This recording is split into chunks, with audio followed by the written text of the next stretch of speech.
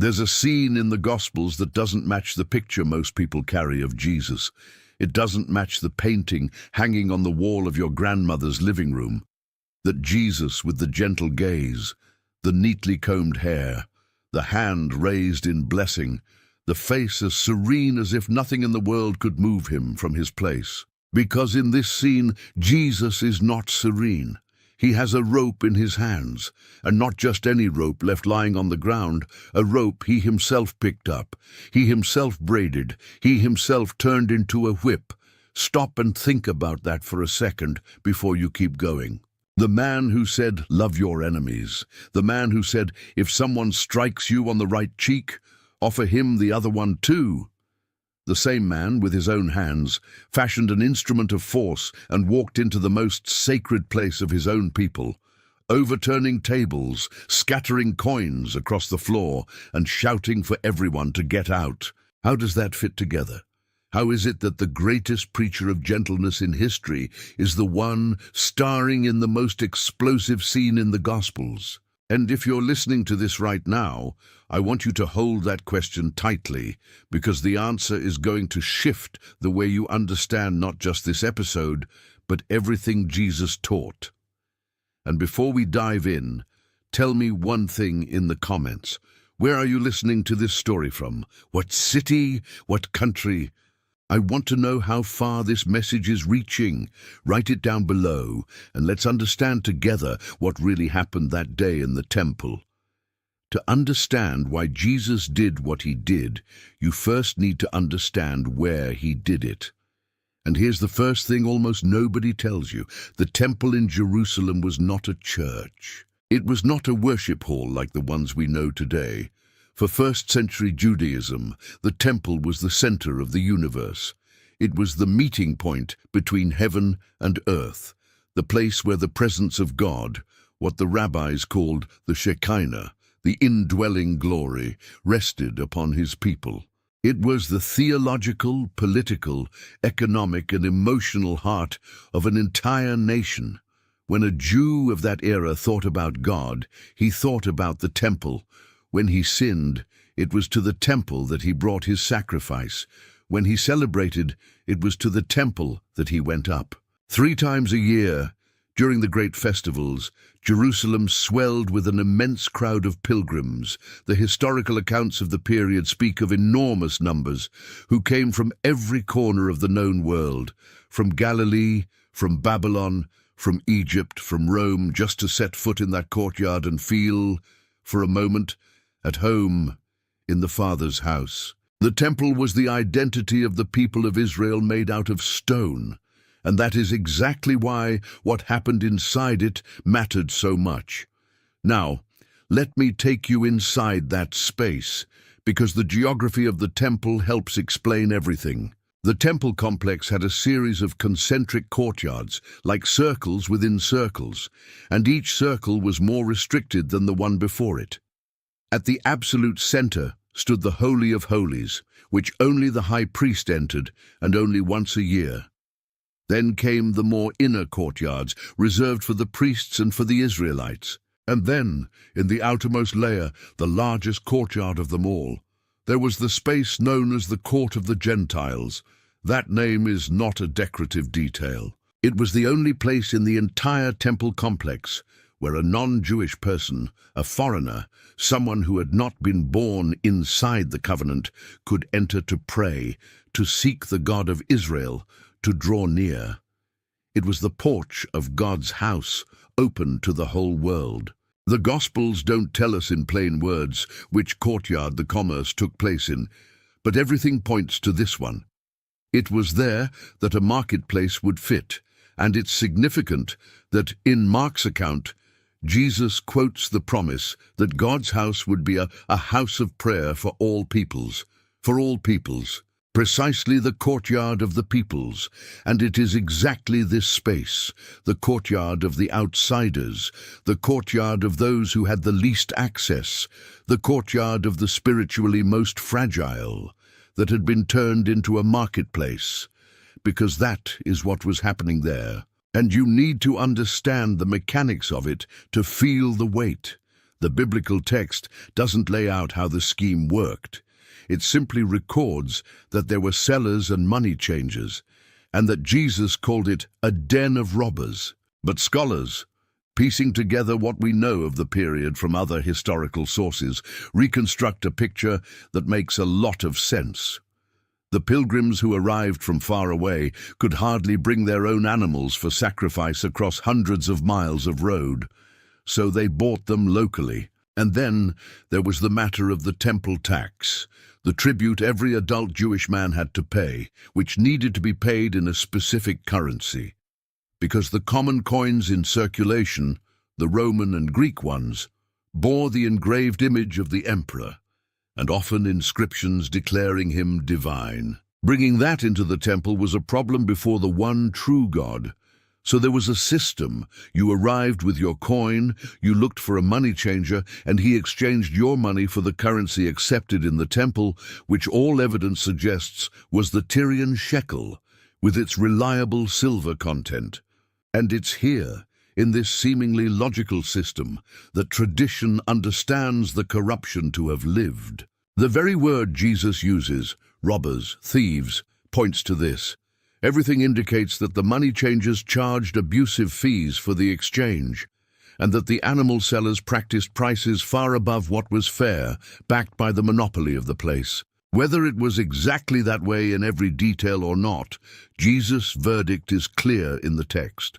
It had become a racket built on top of the faith of the simplest people, a spiritual toll charged from those who only wanted to draw near to God. And where did this marketplace operate? In the court of the Gentiles, in the only place set aside for the foreigner to pray. Picture the scene.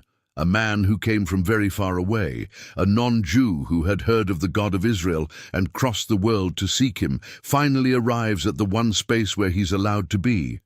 And he finds the lowing of oxen, the bleating of sheep, the clinking of coins, the shouting of vendors, the smell of dung, the haggling, the racket of an animal market. His place of prayer had become a commercial corral. The porch God had opened for the nations had been seized by profit. Hold on to that image, because it explains everything that comes next. Then Jesus enters, and the Gospel of John tells us that he makes a whip out of cords.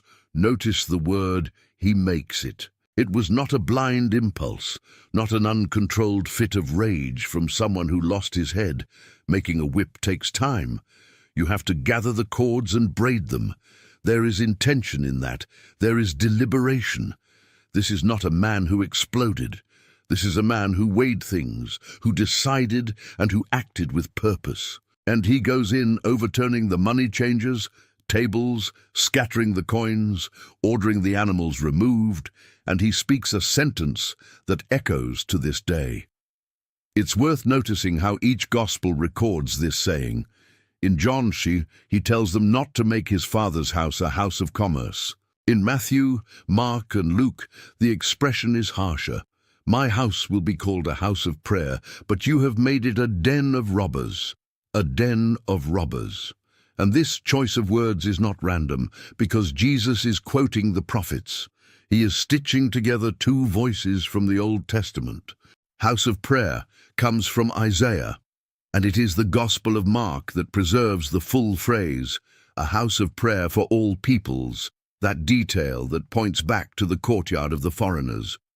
The den of robbers comes from Jeremiah, and in Jeremiah, that phrase is spoken precisely against people who sinned, exploited, oppressed the orphan and the widow, and then ran to the temple thinking the sacred building would shield them from the consequences.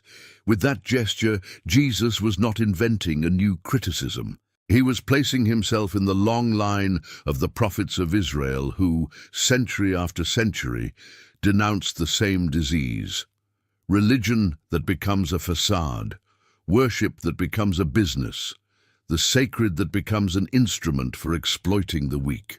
Now we come to the heart of your question of, how is it that this Jesus, the one with the whip, is the same one who commanded us to love our enemies? And the answer begins when we realize that, in truth, these two versions of Jesus were never two.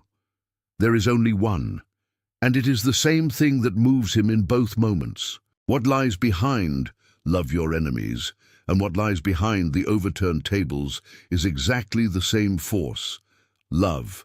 But true love, biblical love, is not what our culture sold you. Our culture taught you that to love is to always be pleasant, to never confront, to leave everything as it is so as not to create discomfort. That is not love. That very often is cowardice disguised as kindness or indifference disguised as peace. Biblical love has a backbone.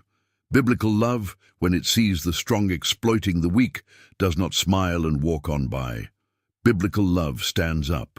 Because to love the people who were being exploited in that courtyard, the poor, the pilgrims, the foreigners, the widows who gave their last coin, meant, necessarily, confronting those who exploited them.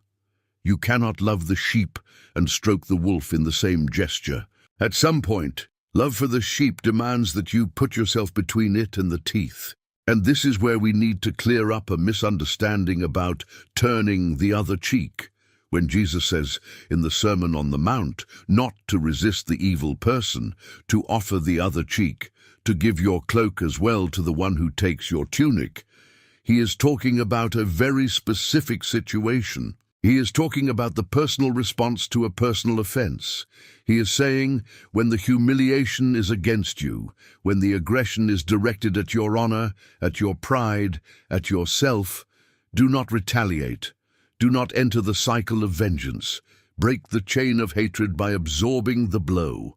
It is an instruction about how you handle what is done against you, but the temple was not about Jesus. Notice this carefully, because it is the key that unlocks the door. In the temple, Jesus was not defending himself. No one had struck his cheek. No one had taken his tunic. He was defending others, and he was defending the honor of the Father's name. The gentleness he preaches for personal offenses was never an order to be passive in the face of injustice committed against your neighbor. They are two completely different things. To yield your own right is nobility. To yield the right of the oppressed who cannot defend themselves alone is complicity. Jesus offered his own cheek, and later, on the cross, he would offer far more than his cheek. But he never offered the cheek of the poor to the exploiters. He never told the widow, "Let the money changer rob you, offer him the other coin." On the contrary, he went in and overturned the money changer's table, and there is yet another layer, deeper still, and it has to do with who Jesus is within the Christian faith and within Jewish symbolism. That temple was the Father's house. Jesus says it in plain words, "My house." Not your house, not the priest's house, not the system's house, mine. There is an intimacy and an authority in that word that a Jew of that time would not let slip past unnoticed. No one speaks of the house of God that way, unless he is claiming a unique relationship with the owner of the house. When a son comes home and finds his father's house turned into something vile, his reaction is not the reaction of a stranger passing by on the street.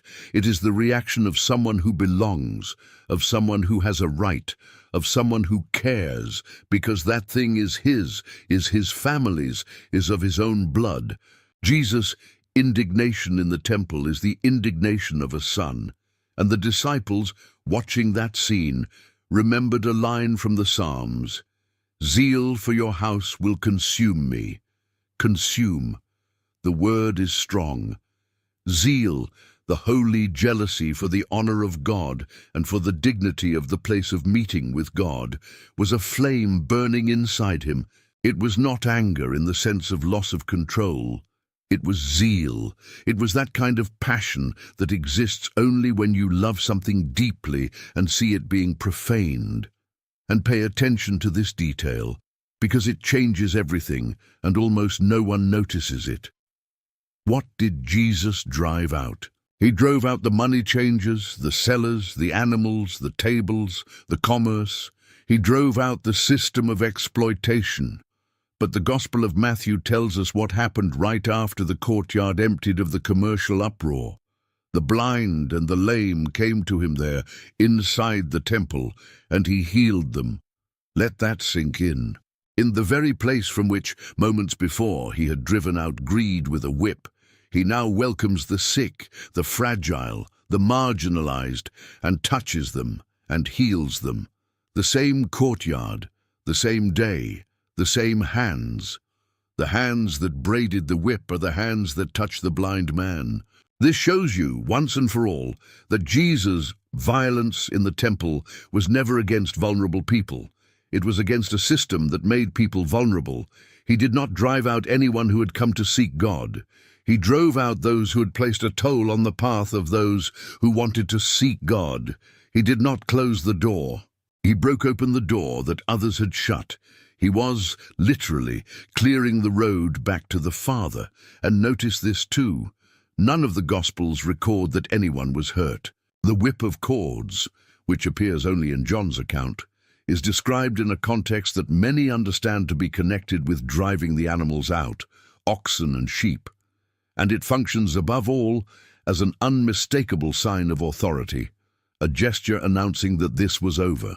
What the text makes clear is the effect. The commerce stopped, the courtyard emptied of the exploitation. Jesus moved hearts with the holy weight of God's presence far more than with anything else. So, who was this message for? And here the answer has several directions, and all of them reach all the way to you, listening right now. In the first place, it was a message for the religious leaders of the time, the ones who administered the temple, the ones who profited from the scheme, or who, at the very least, turned a blind eye to it. For them, the message was a thunderclap. You turned the encounter with God into merchandise. You placed profit above prayer. You made the faith of the simple your source of income, and that has an end, and the end is now. In the second place, it was a message for the poor, for the pilgrims, for the foreigners who were being squeezed by that system. And for them, the message was pure comfort. Someone saw. Someone cared. Someone with authority stood up and said, "This is wrong," and made it stop. Your God is not indifferent to your exploitation.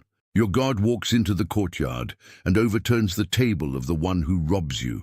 And in the third place, and this is where the story stops being ancient and becomes yours, it was a message for every generation to come about who God is and what love actually is. Because what God wanted to convey, what Jesus wanted to leave engraved that day, is that love and justice are not enemies. We learn to separate them. We think that either you are a loving person and so you accept everything, or you are a person of firm principles and so you are harsh. The life of Jesus shatters that false choice. In the temple, you see both at the same time, in the same gesture. It is love for the exploited that produces the firmness against the exploiters. His gentleness was never weakness, it was strength under control.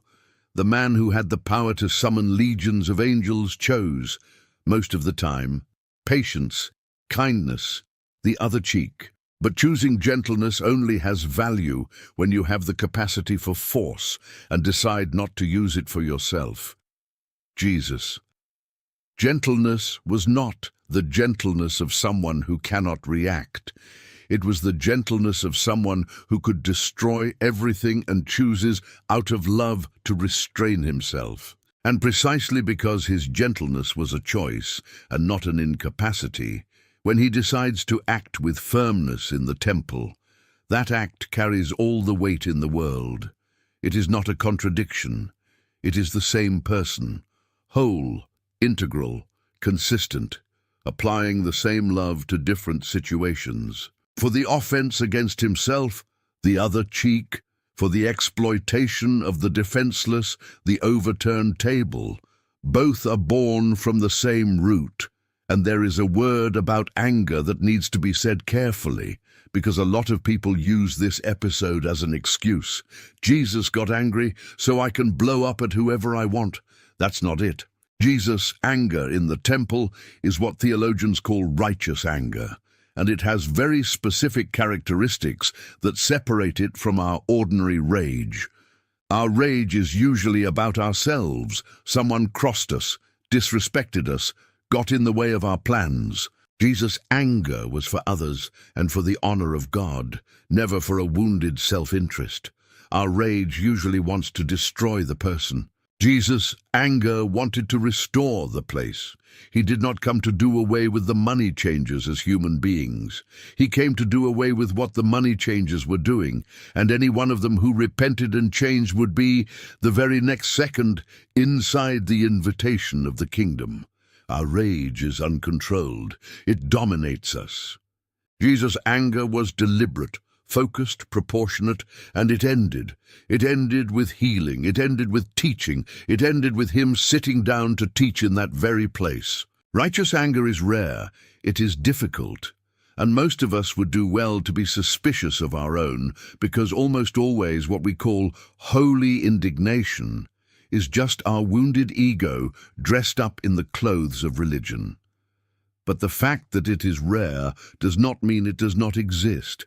There is a moment when not being indignant is a sin. There is an hour when peace in the face of injustice is not a virtue, it is collusion. And Jesus, in that courtyard, showed us what that hour is and what it looks like. Think with me about what this episode reveals about the very heart of God. We often imagine a God who is either pure sweetness, a cosmic grandfather who finds everything fine, or a God who is pure severity, a judge waiting for our mistake.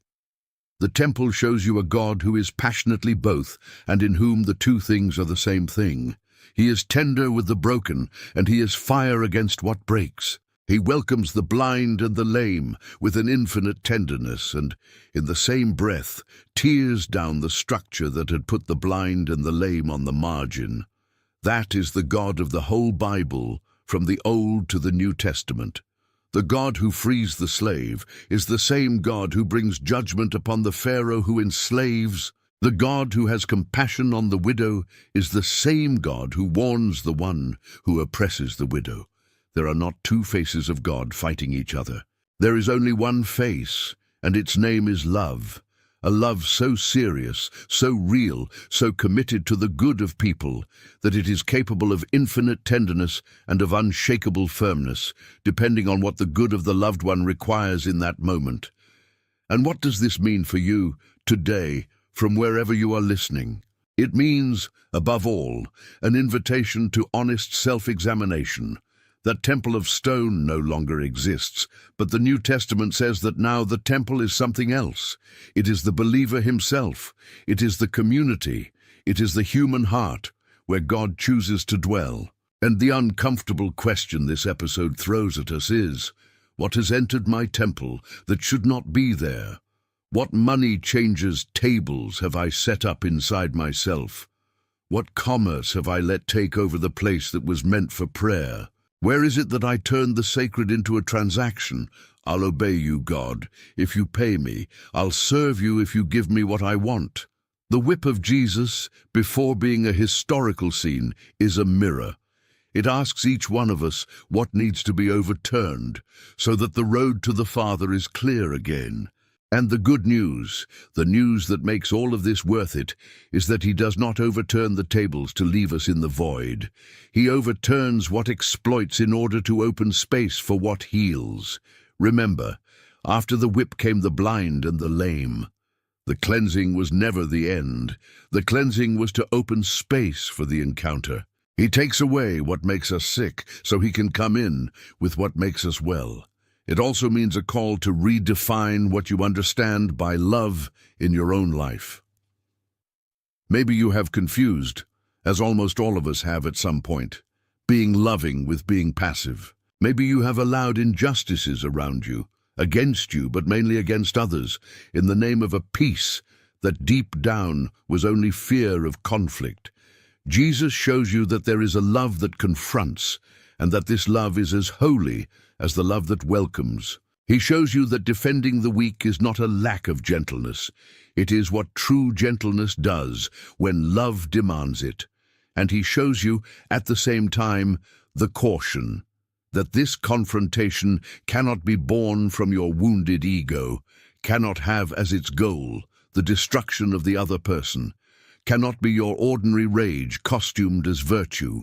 The model is right there, complete to us in that courtyard. Firmness directed at the injustice, tenderness directed at the one wronged, and never, ever, the other way around. And finally, it means the greatest of all news. That day in the temple was an announcement. Jesus was saying in a gesture that the old system, the system of tolls, of middlemen, of fees to reach God, of barriers between the human being and the Father, had its days numbered. In the Gospels of Matthew, Mark, and Luke, this episode happens in the final days before the cross, in the last week of Jesus' ministry. And that is why it sounds like an announcement of what was about to happen. He himself would be, in very little time, the new and definitive meeting point between heaven and earth. Access to God would no longer depend on money changers, on the right coins, on approved animals. The path would stay open, and he would open it not with a whip, but with his own surrender. The zeal for the Father's house, which that day overturned tables, is the same zeal that days later would lead him to the cross. Because the same love that confronts exploitation is the love that gives itself up so that the exploited may be free. The whip in the temple and the cross at Calvary are, in the end, the same heart beating, a heart that cannot stand to see you far from the Father and that does whatever it takes, confronting when confrontation is needed, giving itself up when surrender is needed, to bring you back home. So the next time that image of the serene Jesus from the painting on the wall comes to your mind, remember this other one too. Remember the Jesus with the rope in his hand, the Jesus who cared so much about the little ones that he stood up to the powerful, the Jesus for whom love was never a synonym for staying silent. Both images are true. Both are the same face. And it is precisely because he is capable of both that his love is trustworthy, because a love that was not capable of firmness could not protect you from anything, and a love that was not capable of tenderness would have no reason to protect you. He is both and both for you. Now I want to hear from you. Did this story stir something inside you? Which of the two images of Jesus did you most need to hear today? The one of confrontation or the one of welcome? And don't forget to tell me, if you haven't already, where you're listening to this message from. The city, the country, the little corner of the world where these words reached you.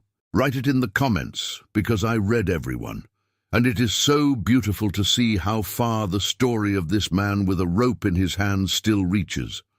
If this touched you, share it with someone who also needs to understand that love and justice were never enemies. And stay in peace, the true peace, the kind that is not afraid to overturn a table when love asks for it, and that knows, the very next second, how to open its arms to heal.